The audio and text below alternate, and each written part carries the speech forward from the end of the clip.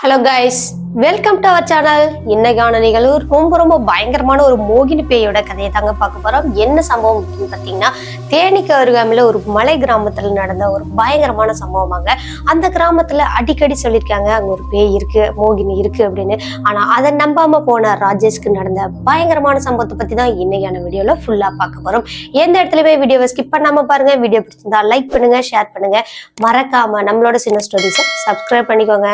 வாங்க வீடியோக்குள்ள போய் அந்த ராஜேஷ் அப்படின்றவருக்கு என்ன நடந்துச்சுன்றத தொடர்ந்து பார்த்து தெரிஞ்சுக்கலாம்.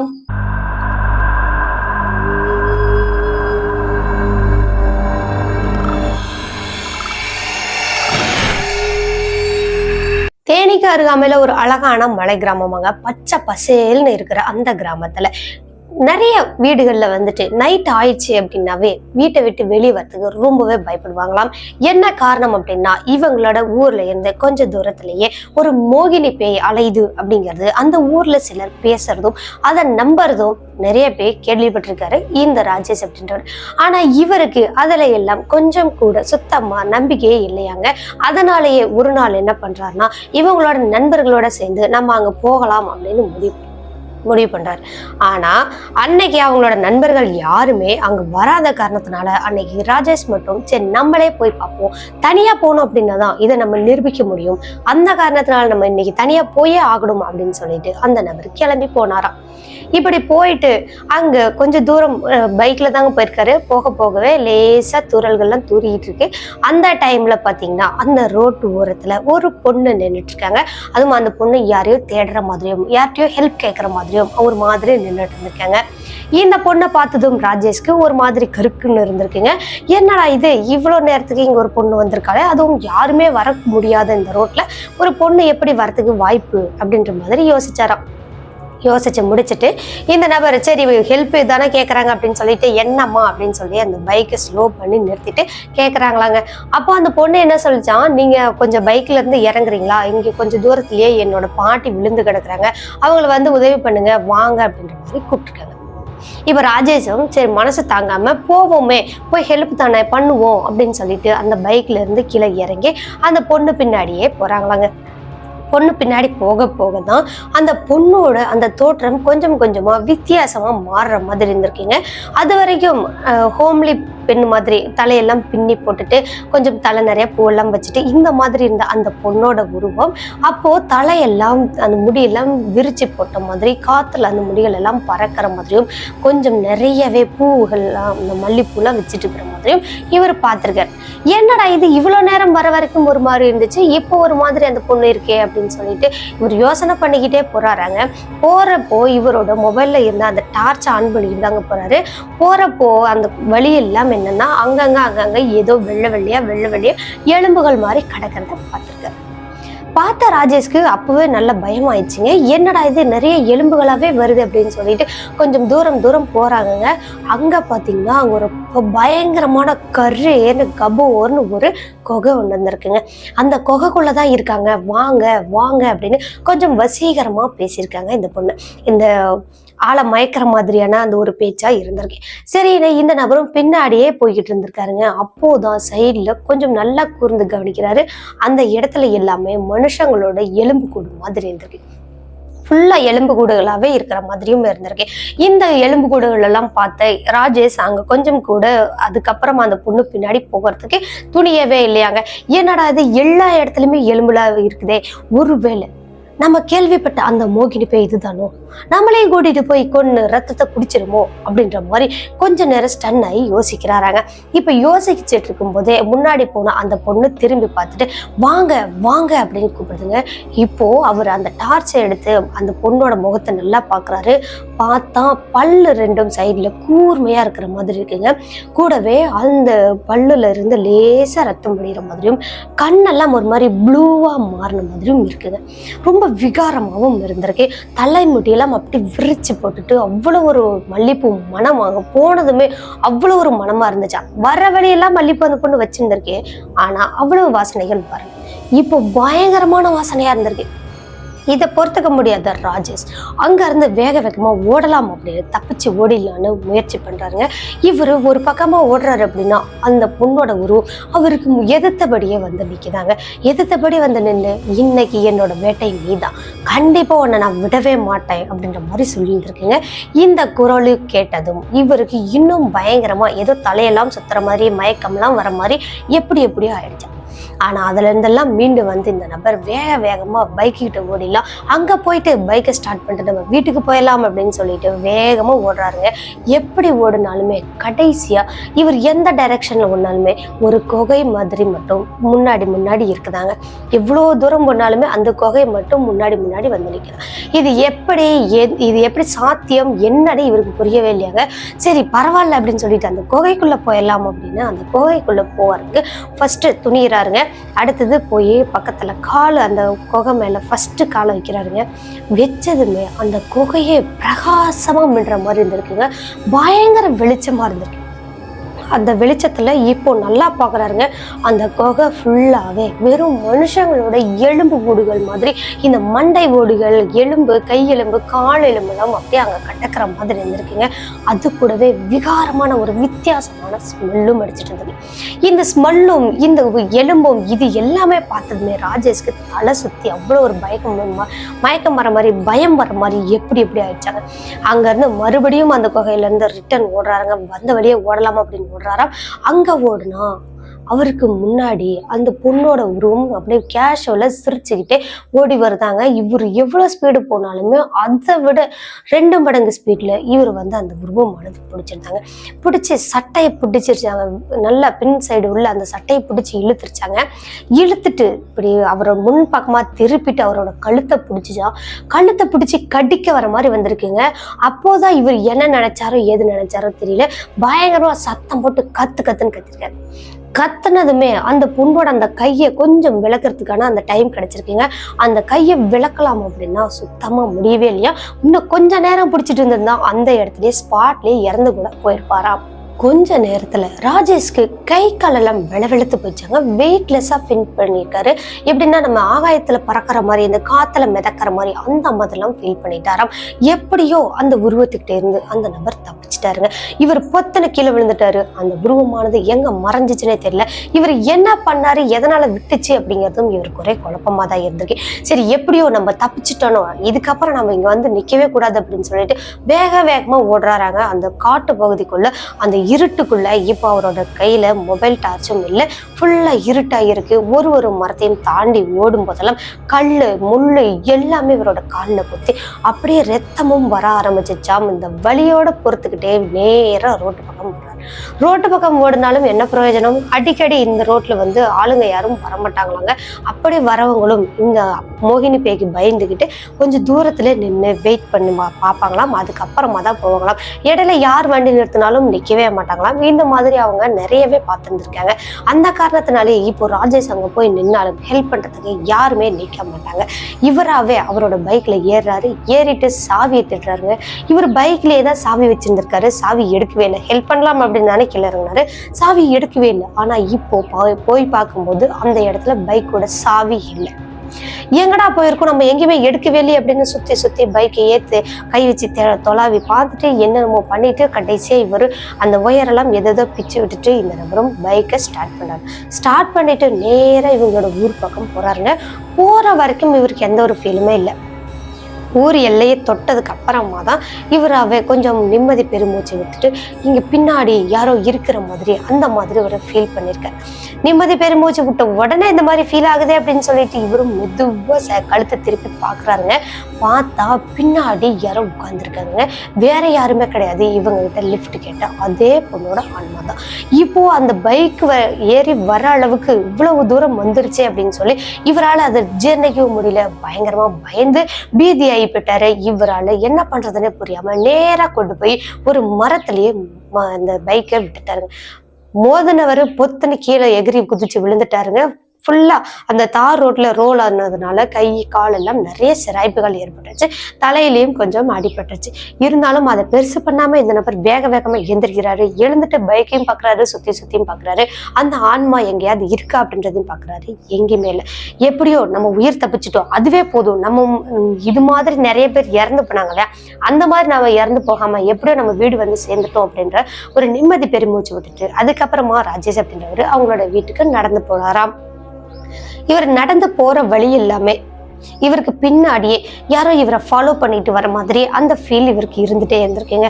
எப்படியோ ஒரு வழியா வீடு வந்தாச்சு, கை காலெல்லாம் கழுவியாச்சு. வாசப்படியில உட்காந்து இவர் கையில அடிப்பட்ட அந்த புண்ணுகள் எல்லாம், அந்த மண்ணெல்லாம் முட்டிருக்குல்ல, அதையெல்லாம் கழுவிட்டு உட்கார்ந்துட்டு இருந்திருக்காருங்க. அப்போ கரெக்டா இவரோட அந்த தெரு வழியா யாரோ வர்றாங்க. சும்மா வரலங்க, ஒரு 7-8 அடி உயரத்துக்கு கரேர்னு வராங்க. ஆனா அது ஒரு பொண்ணோட உருவம் அப்படிங்கிறது இவருக்கு நல்லாவே தெரிஞ்சது. அப்படி வர்ற அந்த உருவம் இவரை பார்த்துக்கிட்டே போற மாதிரியும் இவருக்கு ஒரு ஃபீலும் இருந்திருக்கு. இந்த உருவத்தை பார்த்தவர் கண்டிப்பா அந்த இடத்துல உட்காருவாருன்னு நினைக்கிறீங்களா? நாமளா இருந்தாலும் அந்த இடத்துல உட்கார மாட்டோம் இல்லையா? அதே மாதிரி தான் அவரும் வேகமா எழுந்து அவங்களோட வீட்டுக்குள்ள ஓடுறாருங்க. இந்த முறை வீட்டுக்குள்ள போனதும் கதவை சாத்த முடியல. என்ன காரணம்னே தெரியல. இவரும் கதவை லாக் பண்ணலாம் அப்படின்னு தம் கட்டி கதவை லாக் பண்றாருங்க. ஆனா சுத்தமா இவரால கதவை லாக்கே பண்ண முடியல. அன்னைக்கு என்ன ஆச்சு, இந்த கதவுக்கு என்னாச்சு, அவருக்கு என்னாச்சு, ஏதாச்சுன்னு ஒண்ணுமே புரியல. அதன் பிறகு இவர் எப்ப போய் படுத்தாரு, எப்படி படுத்தாரு அப்படிங்கறதும் இவருக்கே தெரியல. ஆனா காலையில எந்திரிச்சு பார்க்கும்போது அந்த கதவுக்கு பக்கத்திலே விழுந்து கிடந்திருக்காரு. காலையில எந்திரிச்சிட்டு என்னடா இங்கே படுத்துட்டு இருக்கிற, உனக்கு ரூம்ல போய் படுக்க தெரியாதா அப்படின்னு அவங்களோட அம்மா பேசுறாங்க. கதவையும் திறந்தே வச்சிருந்திருக்கேன், கதவை சாத்த முடியாத அளவுக்கு காலை வேற நீட்டி போட்டுட்டேன் அப்படின்னு பேசியிருக்காங்க. அம்மா நான் தூங்கவே இல்லைம்மா, நைட்டு என்ன நடந்துச்சு தெரியுமா அப்படின்னு ஆரம்பிக்கும் போது அவங்களோட அம்மா கிட்ட சொன்னா கண்டிப்பா திட்டுவாங்க அப்படின்றதுனால அந்த விஷயத்தை அப்படியே மறைச்சிட்டு நான் தாம்மா தெரியாம அப்படியே படுத்துட்டேம்மா அப்படின்னு சொல்லி சமாளிச்சுட்டு எழுந்து பாத்ரூம்லாம் போயிட்டு பல்லு விளக்கிட்டு இவங்களோட ஃப்ரெண்ட்ஸ் வரேன்னு சொல்லியிருந்தாங்க, அவங்கள பாக்குறதுக்காக போயிருந்திருக்காரு. அங்க போயிட்டு ஃப்ரெண்ட்ஸை சந்திச்சதுக்கு அப்புறமா டேய் நைட் எல்லாம் இப்படி தாண்டா ஆச்சு, ஏதோ ஒரு இதுக்குள்ள நான் மாட்டின மாதிரி சுத்தி அந்த பேய்கிட்டே தாண்டா போய்கிட்டு இருந்தேன் அப்படின்னு சொல்லி பேசும்போது டேய் கண்டிப்பா நீ அங்க போயிருக்கவே மாட்டேன், போயிருந்தா நீ வீடு திரும்பி வந்திருக்க மாட்ட, திரும்பவும் நீ வீடு திரும்பி இருக்கவே மாட்டேன் அப்படின்ற மாதிரி அவங்களோட ஃப்ரெண்ட்ஸ் எல்லாம் சொல்றாங்க. ஆனா ராஜேஷ் அங்க போனண்டா, உண்மையாவே நாங்க போனண்டா அப்படின்னு சொல்லி பேசியிருக்காருங்க. அதன் பிறகுதான் இந்த நபர் நடந்த விஷயங்கள் எல்லாத்தையுமே சொல்லிட்டு அப்படியே அந்த பைக்கையும் கட்டியிருக்காரு. பைக் அங்கேதான் கீழே கடந்திருக்கு, இவர் எடுத்துட்டே வரல, விழுந்த இடத்துலயே தான் அது கடந்திருக்கு. அங்க பாருங்கடா அப்படின்னு சொல்லி அவர் காட்டுறாரு. அந்த பைக்கும் தேய்ச்சிக்கிட்டு போயிருந்திருக்கீங்க. அதையெல்லாம் பார்த்துட்டு பைக் எல்லாம் எடுத்து நிமித்தி வச்சுட்டு உண்மையாவே பாத்தியாடா அதுதானாடா, ஆனா அங்க பார்த்தவங்க யாருமே வீடு திரும்பினதே இல்லையடா, கண்டிப்பா அவங்க அங்கே தாண்டா செத்து போயிருக்காங்க, நான் நம்பவே மாட்டேன்டா அப்படின்னு அவங்க ஃப்ரெண்ட்ஸ் ஒத்துக்கலனாலும் இதுதான் நிஜம் அப்படின்றத அவர் புரிய வச்சிருந்திருக்காருங்க. அதன் பிறகுதான் ஊருக்குள்ள என்னென்ன பேசினாங்க அப்படின்றதெல்லாம் ஒரு ஃப்ரெண்ட்ஸும் அவங்கவுங்க கேட்ட மாதிரியான அந்த கதைகளை சொல்ல ஆரம்பிச்சிருந்திருக்காங்க. அப்படியே அந்த ஊர்ல என்ன ஆச்சு அப்படின்னு பாத்தீங்கன்னா, ஒரு நாள் காலேஜ் பையன் ஒருத்தர் இருந்திருக்காருங்க. அவர் ஒரு பொண்ணு கூட்டிட்டு வந்திருக்காரு. கூட்டிட்டு வந்தவங்க 2 பேரும் லவ்வர்ஸ் இருக்குங்க. அவங்க அந்த காட்டுக்குள்ள இப்ப ராஜேஷ் மாட்டிக்கிட்டாரு பாத்தீங்களா, அந்த அம்மா அந்த காட்டுக்குள்ளதான் அடிக்கடி சந்திப்பாங்களாம். அந்த இடத்துலதான் இவங்களோட ரிலேஷன்ஷிப்பை வளர்த்திருந்திருக்காங்க. கூடவே அந்த பொண்ணு அங்கேயே பாலியல் வன்கொடுமையும் செஞ்சிருக்காரு அந்த பையன். அதுக்கப்புறம் அந்த பொண்ணு அந்த இடத்துலயே ஒரு டைம்ல இறந்து போயிடுறாங்க. இறந்து போன அந்த பொண்ணோட ஆன்மா தான் இந்த ஊர்ல இப்படி மோகினியா சுத்திக்கிட்டு இருக்கு. அந்த வழியா போற வர எல்லா ஆண்களையுமே இப்படி வசியப்படுத்துற மாதிரி கூட்டிட்டு போய் அங்கேயே கொன்றுது அப்படின்ற மாதிரி ஒருத்தர் சொல்றாருங்க. ஆனா இன்னொருத்தர் என்ன சொல்றாருன்னா, இந்த பேய் எப்படி வந்துச்சுன்னா தெரியாது, ஆனா ஒரு நாள் ஒருத்தர் கார் ஓட்டிக்கிட்டு வந்துட்டு இருந்திருக்காருங்க. மணி ஒரு 10 மணி இருக்குமாம். அவ்வளோ நேரத்துக்கு வந்துட்டு இருந்திருக்காரு. அப்போ இடையில ஒரு பொண்ணு கீழே விழுகிற மாதிரி விழுந்திருக்காங்க. விழுந்த பொண்ணுக்கு ஆக்சிடென்ட் ஆயிடுச்சு, அடிபட்டுருச்சு அப்படின்னு சொல்லிட்டு இந்த நபரும் கார்ல இருந்து கீழே இறங்கினாராங்க. இறங்கிட்டு அங்க பார்த்தா அங்க அந்த பொண்ணு எந்த ஒரு அடியும் படாம நல்லாவே தான் இருந்திருக்காங்க. நார்மலா எப்படி இருக்குமோ அந்த மாதிரி தான் இருந்திருக்காங்க. மெதுவா எந்திரிச்சிட்டு அதுக்கப்புறமா யாருமா நீ ஏன் இப்படி விழுகிற அப்படின்னு கேட்குறாங்க. அங்க என்னோட குடும்பமே ரொம்ப தவிச்சிட்டு இருக்கு, என் குடும்பத்துக்கு ரொம்ப கஷ்டம், எங்களை எல்லாம் கடத்திட்டு வந்துட்டாங்க, வாங்க வாங்க அப்படின்னு சொல்லி கூட்டிட்டு போய் அந்த இடத்துலயே அந்த நபரையும் அந்த ரத்தத்தை உறிஞ்சிட்டு அப்படியே சாகடிச்சிச்சாங்க. இந்த மாதிரி அந்த பாடி கிடைக்கவே கிடைக்காதாங்க. அந்த காணா போன அந்த காரை வச்சுதான் அது யாரு என்னன்றதை கண்டுபிடிச்சாங்க. ஆனா அவரோட பாடி கடைசி வரைக்கும் கிடைக்கவே இல்லையா. இப்படி அந்த இடத்துல நிறைய சம்பவங்கள் நடந்திருக்கு. பைக்ல, கார்ல, சைக்கிள்ல நடந்து போறவங்கன்னு யாருமே அந்த வழியா ஒரு 1 9:30 மணிக்கு மேல போகவே மாட்டாங்களாம்.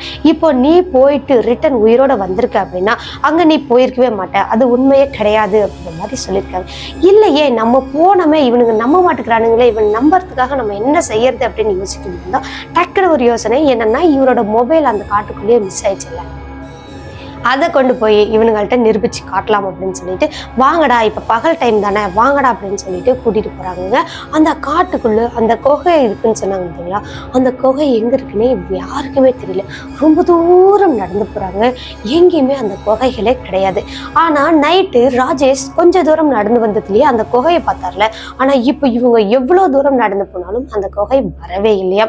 அப்போ அந்த மொபைல் எங்க விழுந்திருக்கும் அப்படின்னு கீழே சைட்ல எல்லாம் தேடி பார்த்துக்கிட்டே வராங்க. அந்த எலும்புகள்லாம் இருந்துச்சுல்ல, அதையும் தேடி தேடி பாக்குறாங்க, எங்கேயுமே இல்லையாங்க.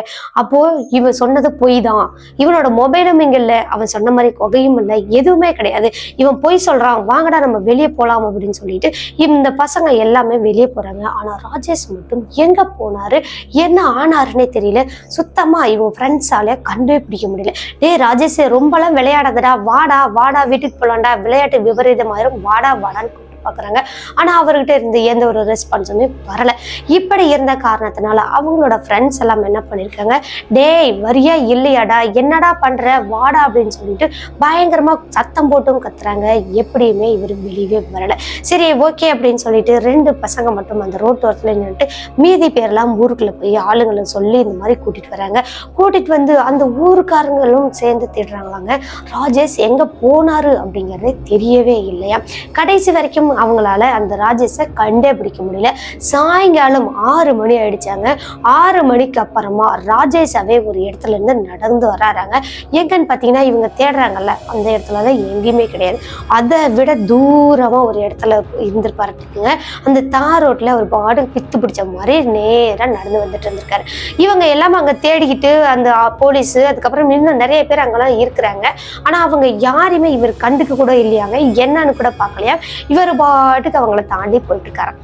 டேய் அவன் பர்றாங்க நடந்து போயிட்டு இருக்கான், நீங்க எங்கடா காட்டுக்குள்ள தேடுறீங்க, சீக்கிரமா வாங்கடா சீக்கிரமா வாங்கடா, அவன் பர்றாங்க போயிட்டு இருக்கான் பிடிங்கடா அப்படின்னு சொல்லி போலீஸ் வந்து கத்துறாங்களாங்க. ஊருக்காரங்களும் பின்னாடியே ஓடுறாங்களாம். ஆனா ராஜேஷை பிடிக்க முடியலையாங்க.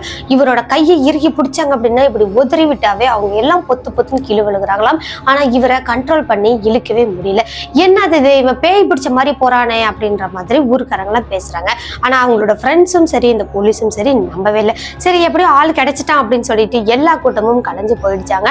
அதுக்கப்புறமா இவங்களோட ஃப்ரெண்ட்ஸ் இருக்காங்கல்ல, அவங்க எல்லாம் ராஜேஷை போய் கேட்குறாங்க, டேய் எங்கடா போன, என்னடா ஆச்சு, எங்களோட தான்டா நீ இருந்த, எப்படி அங்கே போன அப்படின்ற மாதிரி கேட்குறாங்க. அவங்களோட ஃப்ரெண்ட்ஸுக்கிட்டையுமே ராஜேஷ் என்ன சொல்றாருன்னா, நான் எப்படி வேணாலும் போவேண்டா, அந்த காட்டுக்குள்ள எனக்கு தெரியாத இடமே கிடையாது, கண்டிப்பா அந்த காட்டுக்குள்ள நீங்களும் ஒரு நாள் இது மாதிரி தொலைய போறீங்க அப்படின்னு சொல்லியிருக்காருங்க. இப்படி சொன்னதும் நம்மளை பயமுறுத்தத்துக்கு தான் இப்படி சொல்றான் அப்படின்றத இவங்களோட ஃப்ரெண்ட்ஸ் எல்லாம் புரிஞ்சுக்கிட்டு, டேய் எது இருந்தாலும் நாங்கள் அப்புறம் போய் பேசிக்கிறோம், நீ வீட்டுக்கு போ அப்படின்னு சொல்லி அவரை அனுப்பி வச்சுட்டு இவங்க எல்லாமே வீட்டுக்கு போயிட்டாங்களாங்க. அதன் பிறகு காலையில எந்திரிக்கிறாங்க. எழுந்துட்டு அதே மாதிரி ராஜேஷா பார்க்கலாம் அப்படின்னு சொல்லிட்டு போறாங்க. இவங்களோட மொத்த கேங்ல 4 பேர் இருந்தாங்க இல்லையா, அதுல 2 பேர் தான் ராஜேஷோட வீட்டுக்கு போறாங்க. இன்னொருத்தரோட வீட்டுல அவங்களோட அம்மா வந்துட்டு இந்த ஃப்ரெண்ட்ஸ் எல்லாம் பார்த்துட்டு எங்க பையன் எங்கடா எங்கடா அப்படின்ற மாதிரி கேக்குறாங்க. உங்க பையனா, நான் நேற்று சாயங்காலம் பார்த்து நேற்று நைட்டு பார்த்ததோட சரி, அதுக்கப்புறம் நான் பார்க்கவே இல்லையே அப்படின்னு இவங்க எல்லாம் சொல்றாங்க. இல்லையே ராஜேஷோட போனானே, நைட்டு வந்து ராஜேஷ் கூட்டிட்டு போனானே அப்படின்னு சொல்றாங்க. இப்போ வீட்டுல ராஜேஷும் இல்லை இந்த பையனும் இல்லை, எங்க போயிருப்பானுங்க அப்படின்றது ஒண்ணுமே புரியல. அதன் பிறகு இவங்க எல்லாமே அந்த காட்டுக்குள்ளதான் இருப்பாங்க அப்படின்றத புரிஞ்சுக்கிட்டு இவர் ஆல்ரெடி ரொம்ப தூரத்துல இருந்து வந்தார் இல்லையா, அந்த இடம் வரைக்கும் போய் பாக்குறாங்க. எங்கேயுமே இவங்களை கண்டே பிடிக்க முடியல. எப்படி இவங்க மிஸ் ஆயிருக்க முடியும், இவங்க உயிரோட இருக்காங்களா இல்லையா, இல்ல எங்கேயாவது போயிட்டாங்களா, என்ன ஏது அப்படிங்கிற ஒரு விவரமும் தெரியாம அந்த ஊருக்குள்ள ஒரு பயங்கரமான பயம் கிளம்ப ஆரம்பிச்சிச்சுங்க. அதுக்கப்புறமா பார்த்தா சாயங்காலமா அந்த ஃப்ரெண்ட்ஸ் 2 பேருமே வராங்க. கேட்டா இவங்க அங்கதான் நாங்க போயிருந்தோம், எங்களுக்கு எந்த பிரச்சனையும் இல்லை, நாங்க நார்மலா தான் இருக்கோம் அப்படின்ற மாதிரி சமாளிச்சுட்டாங்க. இப்படியே 1 வாரம் வரைக்கும் இவங்க அந்த இடம் போறதும் வரதும் இப்படியே பண்ணிட்டு இருந்திருக்காங்க. கடைசியா ஒரு நாள் ராஜேஷ் எங்க போனார் அப்படின்னே தெரியலையாங்க. வீட்டுக்குள்ளதான் படுத்துட்டு இருந்திருக்காரு. நல்லா தூங்கிட்டு இருந்திருக்காரு. திடீர்னு பயங்கரமா அலறி அடிச்சுக்கிட்டு ஓட்டம் பிடிச்சு ஓடி இருக்காருங்க. எங்க ஓடினாரு அப்படின்றது யாருக்குமே தெரியல. இது அடுத்த நாள் காலையில இவங்களோட அம்மா என்ன நினைச்சிட்டாங்கன்னா, ஃப்ரெண்ட்ஸ் எல்லாம் பயமுறுத்துறதுக்கு தான் அப்படி பண்ணிட்டு இருக்கிறான் அப்படின்னு நினைச்சிட்டு அதை கண்டுக்காமலே விட்டுருக்காங்க. அடுத்த நாள் காலையில வரைக்கும் ராஜேஷ் வராததுனால அவரை தேட ஆரம்பிச்சிருக்காங்க. அப்போ அந்த காட்டுக்குள்ள சடலமா ராஜேஷ் கிடந்திருக்காரு. அவருக்கு என்ன நடந்துச்சு ஏது நடந்துச்சுன்றது இவங்களோட ஃப்ரெண்ட்ஸ் யாருக்குமே தெரியல, இவங்களோட வீட்டுல இருக்கிறவங்களுக்கும் யாருக்குமே தெரியல. இப்படி அவரோட சடலத்தை எடுத்துட்டு வந்து நல்லடக்கம்லாம் செஞ்சு முடிச்சாச்சு. அதுக்கப்புறம் இன்னொரு ஃப்ரெண்டும் ராஜேஷும் ஒரு நாள் போனாங்க இல்லையா, அவரை கூப்பிட்டு வச்சு அன்னைக்கு எங்கடா போனீங்க, என்னடா ஆச்சு அப்படின்னு கேட்குறாங்க. அப்போ அந்த ராஜேஷ் என்னை பயங்கரமா ஒரு வெறி பிடிச்ச பேய் மாதிரி என்னை இழுத்துக்கிட்டு போனான். அங்க போயிட்டு இதுதான் என்னோட இடம், இதுதான் அதுதான் அப்படின்ற மாதிரி எதையோ சொல்லி புலம்பிக்கிட்டே எதோ காட்டிக்கிட்டு இருந்தான். ஆனா எதுவுமே அங்க அவனோட கண்ணுக்கு தெரிகிற மாதிரி எனக்கு எதுவுமே தெரியலடா. அதுக்கப்புறமா அதை நான் எவ்வளவோ சொல்லியும் புரிய வைக்க பார்த்தேன், அவன் புரிஞ்சிக்கவே இல்லை. அதனால அவனோட போக்குலயே நான் அன்னைக்கு சமாளிச்சுட்டு வீட்டுக்கு வந்துட்டேன். அதுக்கப்புறம் எனக்கு எதுவும் தெரியாதுடா அப்படின்றத சொல்லியிருக்காங்க. இப்படி அந்த ஃப்ரெண்ட்ஸ் எல்லாம் பேசி முடிச்சுட்டு அன்னைக்கு நைட்டு போய் படுத்திருந்திருக்காங்க. நல்லாவே தூங்கிட்டு இருந்திருக்காங்க. ராஜேஷ் கூட ஒரு ஃப்ரெண்டு போனார் இல்லையா, அவரு நல்லாவே படிச்சுட்டு இருந்திருக்காரு. அவரோட பேரு கண்ணன். இந்த கண்ணனோட கனவு ராஜேஷ் வராருங்க. வந்து ராஜேஷ் கூப்பிடுறாரு, கண்ணா வா கண்ணா, கண்ணா வா கண்ணா, வெளியே போகலாம், நம்ம ஆல்ரெடி போனோம்ல அங்கே போகலாம் வா அப்படின்னு சொல்லி கூப்பிட்றாருங்க. தூக்கத்திலே இந்த நபரும் கனவுல தாங்க எழுந்து வெளியே போய் பார்க்குறாருங்க. பயங்கரமாக அப்படியே உடம்பு ஃபுல்லாக ஒரு புகை பறக்கிற மாதிரி இருக்கிறாராங்க. அந்த வாயெல்லாம் ரத்தமும் கழுத்தெல்லாம் ஃபுல்லாக அங்கங்கே கீறல்களாகவும் இருக்குது. கூடவே அவரோட முகமும் ரொம்ப விகாரமாகவும் இருந்திருக்கு. டேய் நான் வரமாட்டேன்டா, நீ செத்து போயிட்ட, நான் வரமாட்டேன்டா அப்படின்னு சொல்லிட்டு கதவை அடிச்சுட்டாராங்க. ஆனால் அந்த கதவுக்கு உள்ள புகுந்து வந்து, கண்ணா எப்படியும் நான் உன்னை கூட்டிட்டு போகாம விட மாட்டேன், தனியா நான் தவிச்சிட்டு இருக்கேன் கண்ணா, நீயும் வா, எனக்கு துணைக்கு நீயும் வா கண்ணா அப்படின்னு சொல்லி கூப்பிடுறாராங்க. இப்படி கூப்பிட்டதும் அந்த கண்ணன் அப்படின்றவருக்கு ஓட்டம்லாம் நட்டிங்கு போயிடுச்சாங்க. டேய் நீ செத்து போயிட்டடா, இதுக்கு மேல நீ என்ன தொல்லை பண்ணாத, எங்கேயுமே நான் வரமாட்டேன், நான் வரவே மாட்டேன் அப்படின்னு சொல்லிட்டு அந்த கட்டில இறுக்கி பிடிச்சிட்டு இவர் நெஜத்திலே கத்திட்டு இருக்காருங்க. வரமாட்டேன், நான் வரமாட்டேன், என்னை விட்டுரு, நான் வரமாட்டேன் அப்படின்னு நெஜத்துல கத்திட்டு கிடந்திருக்கேன். இவர் கத்துறத பார்த்துட்டு இவங்களோட அம்மா எந்திரிச்சிருக்காங்க. என்னடா வரமாட்டேன் என்னடா கத்திட்டு இருக்க, யார்டா வரமாட்டேன்னு சொல்லிட்டு இருக்கிற அப்படின்னு இவங்களோட அம்மா சத்தம் பண்றாங்க. அது கொஞ்சம் கூட கண்ணனோட காதுக்கு கேட்கவே இல்லையா. அதுக்கு பதிலா நான் வரமாட்டேன், நீ செத்து போயிட்ட, நான் வரமாட்டேன், அங்க வந்தனா என்னையை நீ கொன்றுவேன், நான் வரமாட்டேன் அப்படின்றாங்க. டேய் நான் தனியா தவிக்கிறேன்டா, இங்க யாருமே எனக்கு துணை இல்லை, நீயும் வா, நீயும் வா, அன்னைக்கு மாதிரி நீயும் நானும் ஒன்னா போகலாம் அப்படின்னு கூப்பிடுறாங்க. இப்படி எல்லாம் இவரோட கனவுல இருந்து மீண்டு வர முடியாம ரொம்பவே தவிச்சு போயிருக்காங்க. அடுத்தது இவங்களோட அம்மா எழுந்து வந்துட்டு வேகமா ஒரு அடி வச்சுட்டு இருந்திருக்காங்க. அடிச்சதுக்கு அப்புறமா தான் அந்த கனவு அப்படியே ஸ்டாப் ஆயிடுச்சுங்க. இவரும் கண்ணை முழிக்கிறார். கண்ணை முழிச்சிட்டு எங்கடா வரமாட்டேன், எங்கடா நீ போக மாட்டேன், எவன்டா செத்தவன் அப்படின்னு எல்லாம் கேட்கறாங்க. அப்போ கண்ணன் கனவுல வந்து அந்த விஷயங்கள சொல்லியிருக்காருங்க. சொன்னதும் டேய் அவங்க கூடவே நீ சுத்திட்டு இருந்தல, அதனாலதான் உனக்கு அந்த மாதிரிலாம் தோணுது, அந்த மாதிரி எதுவுமே கிடையாதுடா, நீ வேணா ஒரு வாரத்துக்கு வேற எங்கேயாவது போயிட்டு வா, சித்தி வீட்டுக்கோ இல்ல அத்தை வீட்டுக்கோ எங்கனாலும் போயிட்டு வாடா அப்படின்ற மாதிரி அனுப்பி வச்சுட்டாங்களாம். அதே மாதிரி கண்ணனும் காலையில எழுந்திரிச்சு அவங்களோட அத்தை வீட்டுக்கு போயிட்டு வராங்க.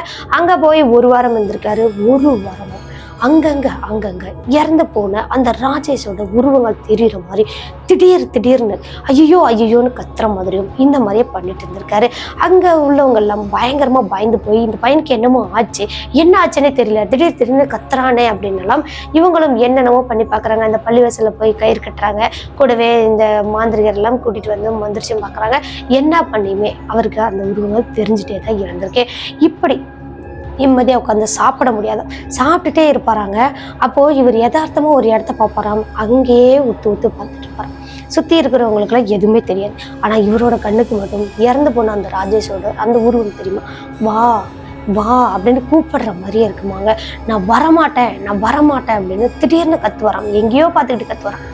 இப்படி இருக்கிற பையனை நம்ம வீட்டில் வச்சிருந்தோம்னா நமக்கு தான் பிரச்சனை அப்படின்னு சொல்லிட்டு அவங்களோட அப்பா அம்மாவுக்கு ஃபோன் பண்ணி இந்த மாதிரிலாம் இவன் பண்ணுறான், என்ன பண்ணுறதுன்னு எங்களுக்கு தெரியல, நீங்கள் வரீங்களா அப்படின்னு சொல்லி கூப்பிடுறாங்க. அதே மாதிரி அவங்களோட அம்மா அப்பாவும் அங்கே போகிறாங்க. போயிட்டு அவரோட ஆக்டிவிட்டீஸும் பார்க்குறாங்க.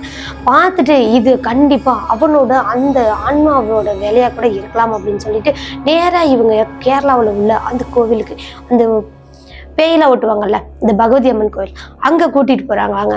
அங்க கூட்டிட்டு போயிட்டும் இந்த நபரால அங்க அந்த பேய் பிடிச்சிருக்கிற மாதிரிலாம் எதுவுமே இவருக்கு தெரியலங்க. அங்க போயும் பேயெல்லாம் ஓட்டுறதுக்காக என்னென்னமோ பூஜை எல்லாம் பண்றாங்க. இவரோட உடம்புல ஆன்மாலாம் எதுவுமே கிடையாது. இவர் வந்து மைண்ட் அளவுல வந்து பாதிச்சுட்டாராட்டுக்குங்க. இந்த இடத்துல இவரை சரி பண்ண முடியாதுமா, நீங்க ஹாஸ்பிட்டல் கூட்டிட்டு போங்க அப்படின்ற மாதிரியும் சொல்லியிருக்காங்க. ஹாஸ்பிட்டல் கூட்டிட்டு போனாலுமே இவருக்கு எந்த ஒரு பிரச்சனையுமே இல்லைன்னு தான் சொல்றாங்க. ஆனா இவர் பாட்டுக்கு பெணாத்துறதும் இந்த உருவத்தை பார்த்து பேசுறதும் இந்த மாதிரியே பண்ணிட்டு இருந்தவர் திடீர்னு ஒரு நாள் அவரும் அவங்களோட வீட்டுல நடு வீட்லயே சூசைட் பண்ணிட்டாராங்க. தூக்கு போட்டு இறந்து போயிட்டாராங்க. இறந்த பையனை இவங்களால தாங்கிக்கவும் முடியல, அந்த ஆன்மாவால தான் இறந்து போச்சு அப்படின்றத வெளியவும் சொல்ல முடியல.